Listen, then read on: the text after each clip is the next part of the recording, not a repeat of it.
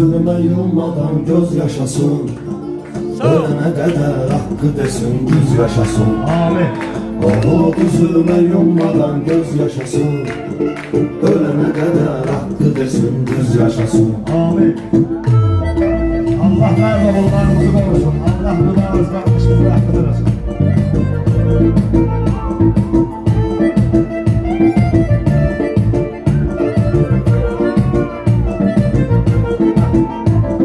Yaxşı hər nə varsa görüb götürmüşük, kişidən öyrənib kişi ömrü sürmüşük.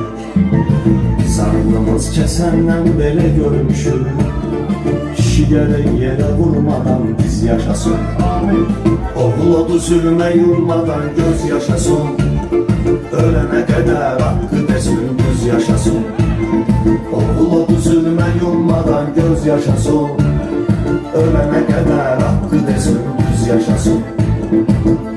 Yaşasın böyle sıvarlı kardeşlerim.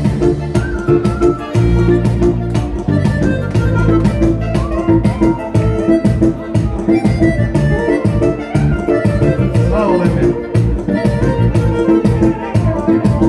Bütün günahlarımız əhv olsun, İstəməli kimdəsə bir səhv olsun. Acizə zalimlik edən məhv olsun, zalimləri məhv edən yüz yaşasın. Oğul odu zülmə yummadan göz yaşasın, ölənə qədər haqqı desin düz yaşasın. Oğul odu zülmə yummadan göz yaşasın, ölənə qədər haqqı desin düz yaşasın.